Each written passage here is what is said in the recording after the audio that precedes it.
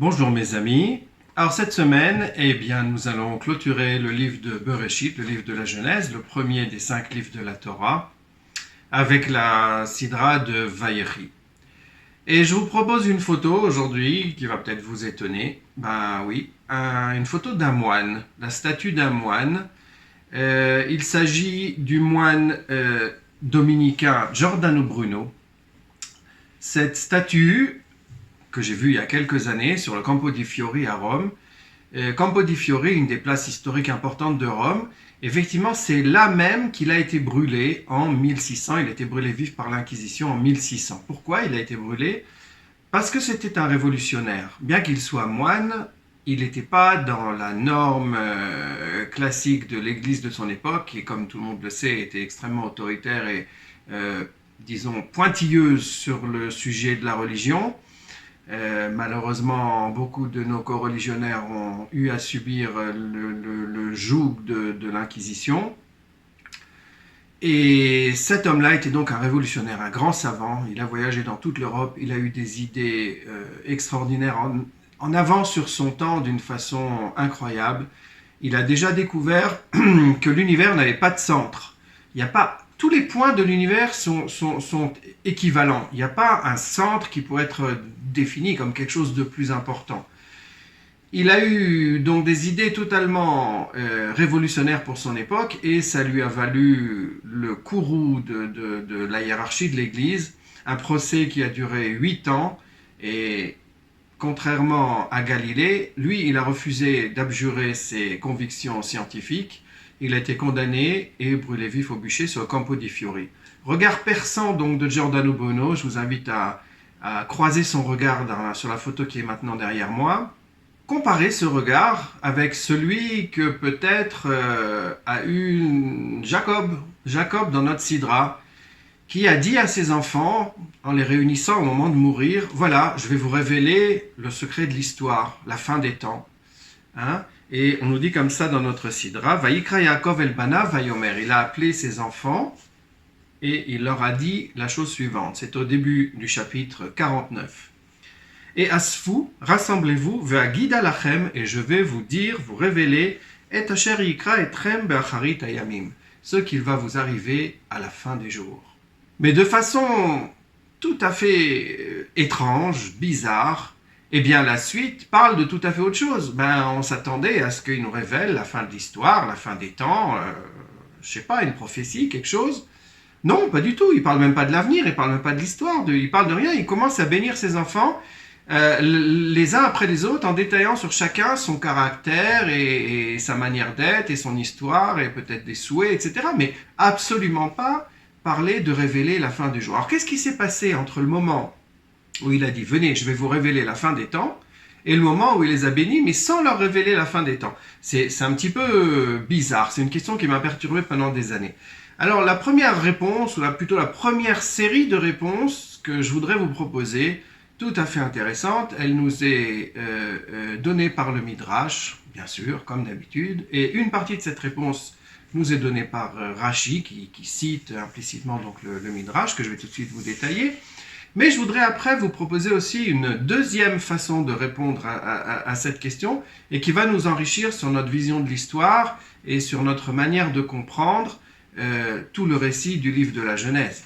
Alors commençons par ce Midrash qui se trouve dans Bereshit Rabbah 98, paragraphe numéro 2. Je vais vous lire, il y a plusieurs réponses qui sont citées et on va essayer de comprendre ça ensemble, on va essayer d'être un petit peu rapide, je ne vais pas rentrer dans tous les détails de tous les versets.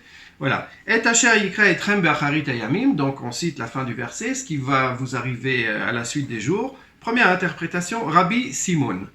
Rabbi Simon, il nous dit, voilà, qu'est-ce qu'il va leur citer? Mapalat Gog et Ralaem. Il leur a montré la chute de Gog. Gog et Aïnou de Mat et Amar, donc be'acharit hayamim. Donc dans un verset d'Ézéchiel qui est cité, la même expression est employée à propos de Gog, la guerre de la fin des temps, l'eschatologie, et le même verset est employé. Donc pour Rabbi Simon, c'est l'eschatologie, c'est la fin des temps qui est révélée, la fin de l'histoire. Maintenant, Rabbi Yehuda, il dit Binyan Bet Hamikdash Eralaem. Il leur a montré la construction du temple. Aïnouma de Amar, pareil, il cite un verset où la même expression est employée, Be'acharit ayamim, Vaya be'acharit ayamim, Ye'ar bet Hashem nachon, à la fin des temps, la maison de Dieu sera prête, Venisaou mikvaot, et il sera sur le sommet des collines, Venaru elaf kol amim, et les peuples vont se précipiter, donc c'est un verset de Micha. Maintenant, donc, première opinion, c'est la fin des temps, la guerre ultime. Deuxième opinion, c'est la construction du temple. Rabbanan, mais les sages, c'est-à-dire l'ensemble du groupe, il dit la chose suivante, Ba le galot laem et aketz, venit kasa mimeno. Il a voulu leur révéler la fin des temps, l'histoire, le but ultime de l'histoire. Nit kasa mimeno, ça s'est caché, couvert devant lui. Et ça, en fait, c'est l'opinion que cite Rashi dans le commentaire sur ces versets. Hein. Ensuite, Rabbi Yehuda Beshem Rabbi Elazar Baravina, donc Rabbi Elazar Baravina, dont les paroles ont été transmises par Rabbi Yehuda, il dit Shne bnei Adam, il y a eu deux hommes, Nigla lahem ketz vechazra venitkasa mahem. Il y a eu deux personnes au cours de l'histoire qui ont eu la vision, si on veut, de la fin des temps, mais en dernière minute, ça s'est caché. Et il cite ces deux personnes, bien sûr, donc c'est Yaakov et Daniel. Daniel, le prophète de l'époque de la destruction du temple, puisqu'il y a un verset qui nous dit dans Daniel, il dit « Va'ata Daniel, et toi Daniel, ce tom advarim vachatom ». Voilà, il lui a révélé, il lui a donné des visions, mais ce tom advarim vachatom, tu dois cacher les choses, coder les choses, satum, que ça soit obscur, fermé, et chatom, scellé, fermé complètement. Voilà, le Midrash continue. Reuven bechoriata, la suite du verset, donc c'est la première bénédiction pour le fils aîné de Yaakov. Melamed, donc ça vient nous enseigner, Sheba le galot lahem et aketz venit kasa mimeno. Effectivement, la suite du verset, il dit voilà, je vais vous révéler le futur. Reuven bechoriata, il ne révèle pas le futur. Il lui dit Reuven, tu es mon fils aîné. Donc ça vient nous montrer que en fait, il a voulu leur révéler. C'est la même idée qu'on a vue tout à l'heure, mais que finalement il n'a pas pu, ça s'est caché et ça lui a pas été permis de révéler. Et le Midrash de continuer et de dire que c'est un petit peu comme si c'était un ami intime du roi, son serviteur le plus intime, et au moment de mourir, il rassemble toute sa famille, tous ses amis, le roi est là aussi, et puis il dit à ses amis, voilà, je vais vous révéler les secrets les plus intimes du roi. Et puis tout d'un coup, il voit que le roi est là, alors il dit, il faut craindre le roi, il faut le respecter, le craindre, voilà, ça c'est le plus grand secret, le plus important. Et là, c'est pareil. Yaakov s'est rendu compte qu'il y avait la Shrina à côté de lui, et il a dit, j'ai vu Akadosh Baruch Hu, je vois Akadosh Baruch Hu, je ne peux pas révéler ses secrets, il faut le craindre, donc respecter, et la suite des brachot, c'est comment respecter l'histoire, la suite de l'histoire de la Torah, etc., c'est comment respecter la parole de Dieu. Voilà, ça c'est une autre façon de voir, mais c'est basé sur le même principe, c'est-à-dire, c'est pas qu'il n'a pas pu, ça s'est caché ou quoi, mais il a refusé de révéler, il a changé d'avis. Rabbanan donne un exemple, les rabbins, le groupe des sages du Talmud, donne un autre exemple, c'est l'histoire de Korach. Et on voit dans l'histoire de Korach, Aïta adato shel Korach shokat veyoredet. La communauté de Korach qui a donc fomenté une révolte contre Moïse, c'est dans le livre de Bamidbar, dans la Sidrat Korach, on voit que donc la terre les a engloutis et on voit que shokat veyoredet, il descendait de plus en plus profond dans la terre. Amda Chana, jusqu'à ce que Chana, la mère de Shmuel, c'est donc évidemment une allégorie, c'est pas, même si on suit l'histoire, on admet que l'histoire, effectivement, c'est tout déroulé exactement, c'est pas des personnages qui vivaient à la même époque. Nitpalela alehem, Chana, donc la mère de Shmuel, elle a dit, Hashem memit umechaye, morit sheol vayal. Donc Dieu qui est capable de tuer, il est aussi capable de ressusciter, il est capable de morir Sheol, de faire descendre au Sheol, mais il est aussi capable de Veyal, il va refaire monter dans le temps futur les gens qu'il a condamnés au Sheol. C'est-à-dire que celui qui révèle les secrets de Dieu, il n'est pas bien, quoi. Hein? Ok. Donc, en fait, si on veut, on voit dans tout ce Midrash deux manières de voir. La première façon, c'est Oui, il leur a révélé. Oui, il leur a révélé le conte. Mais juste, il ne nous l'a pas dit à nous. Nous, les lecteurs, nous, les auditeurs, on ne connaît pas. Mais il a raconté à ses enfants. Ensuite, il leur a donné des bénédictions. Il manque un morceau dans le passage. Ce morceau qui ne nous est pas transmis, c'est le secret soit de Gog ou Magog, soit de la guerre ultime, soit de la construction du temple. Mais ce secret ne nous a pas été transmis à nous, les lecteurs. Deuxième manière de voir, c'est de dire que le temps ultime ne nous a pas été révélé. Ça n'a pas du tout été révélé même aux protagonistes de cette scène.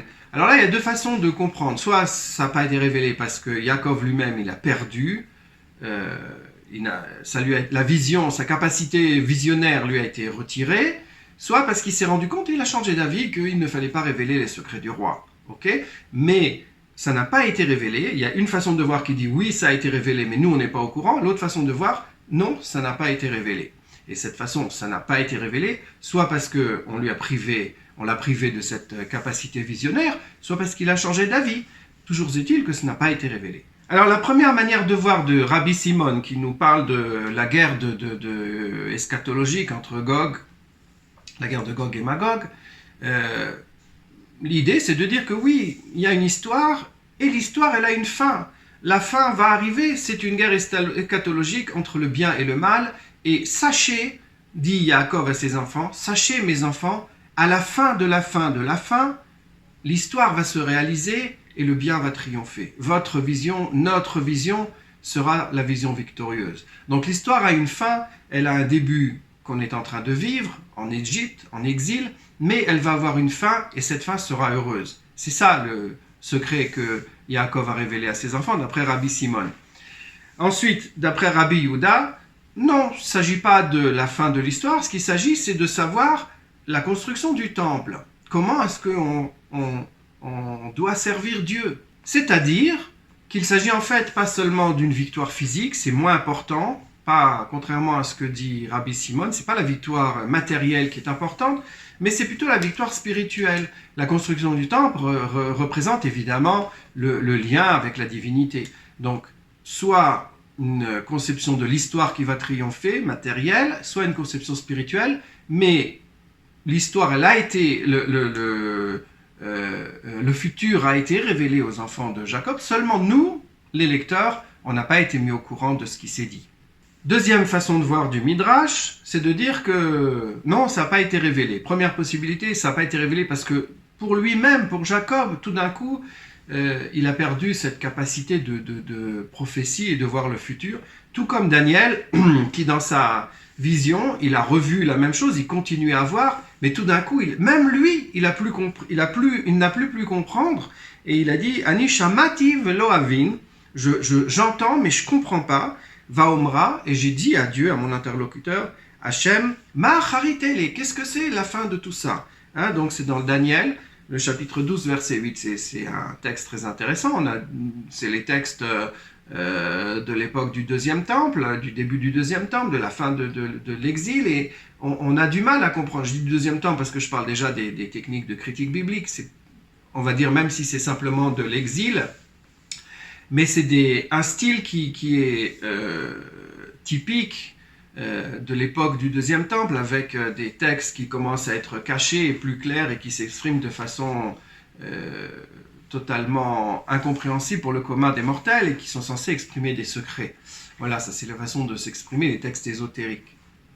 Deuxième manière de voir que le Midrash nous cite, Yaakov, il a simplement changé d'avis. Il a dit, j'ai vu la Shrina, donc maintenant je ne peux pas me permettre de révéler tout ça, il faut simplement avoir un respect immense pour Dieu, c'est ça. J'ai changé d'avis, je ne vous le dis pas.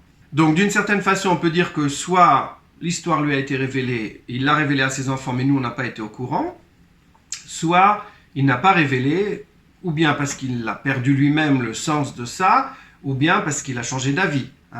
Mais toujours est-il que le public qui lit aujourd'hui ce texte, d'après la vision du Midrash, n'est pas au courant de ce qui a été dit ou de ce que Yaakov a voulu dire.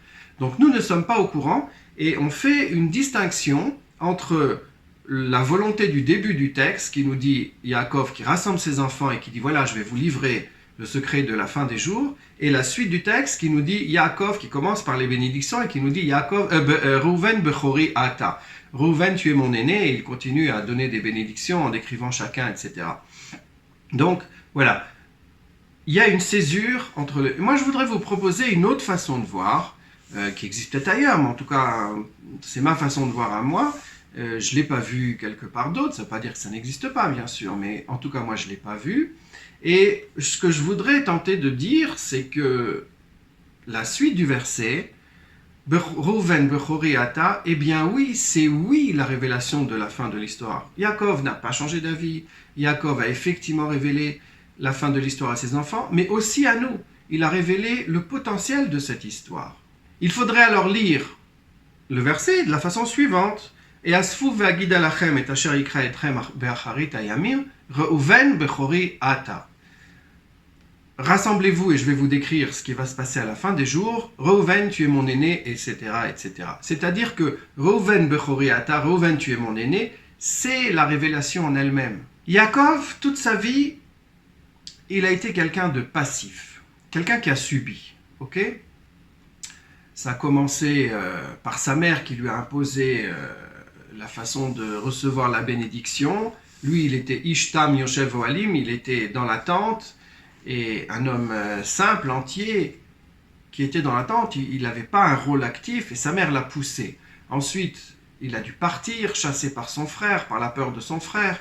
Il a été trompé, abusé par son oncle et beau-père Lavan. Il a subi toute sa vie. Il est rentré en Canaan. Ses fils ont imposé, quand Dina a été kidnappée, ils l'ont mis en danger toute la famille. Ils ont pris une initiative contre son gré et contre laquelle il a protesté. Ensuite, tous ses fils ont capturé Joseph, l'ont vendu. Il a subi. Il a subi du début de sa vie jusqu'à la fin de sa vie. Même au moment de descendre en Égypte, il n'est pas persuadé que c'est la chose qu'il faut faire. Il faut que ce soit Dieu lui-même qui vienne et qui lui dise à Beersheba, on l'a vu la semaine dernière, Al tira mirda mitzrayma. Donc, ne crains pas, n'aie pas peur de descendre en Égypte. Dieu dit à Jacob, je t'encourage à descendre en Égypte. Donc, Genèse, chapitre 46, verset 3. Donc lui, il n'était pas sûr. En fait, c'est son fils qui lui a dit de venir, c'est ses enfants qui l'ont poussé. Et lui, il est là et il se dit, mais je dois le faire. D'un bout à l'autre, il est passif. Et finalement, quand il va mourir, dans la scène qu'on est en train de scruter, de lire, d'étudier ensemble, il va dire la chose suivante. Il va dire, Kivru oti el avotai, enterrez-moi près de mes ancêtres, el amehara asher bisde Ephron Achiti. Dans la grotte qui est dans le champ qui appartenait originellement à Ephron Achiti, c'est donc la caverne de Marpella dans laquelle a déjà été enterré Abraham et Sarah et les autres, etc., et Léa. Donc lui, il veut aussi être enterré là-bas. Et il donne l'ordre à ses enfants. Mais finalement, on va dire c'est ses dernières volontés, ok ? Bah non, d'après son histoire, c'est pas ses dernières volontés, c'est ses premières volontés. Donc c'est ses premières volontés, il a été passif toute sa vie. Dès la semaine prochaine, on va rencontrer un autre type de personnage. On va rencontrer Moshe. Alors Moshe, c'est pas le personnage passif, c'est exactement l'opposé. Vayetse el Echav. Il sort vers ses frères qu'on va voir la semaine prochaine. Dès le début, c'est quelqu'un de proactif, contrairement à Jacob. Donc Jacob, dans sa vie passive, il a finalement développé un sens aigu de l'observation.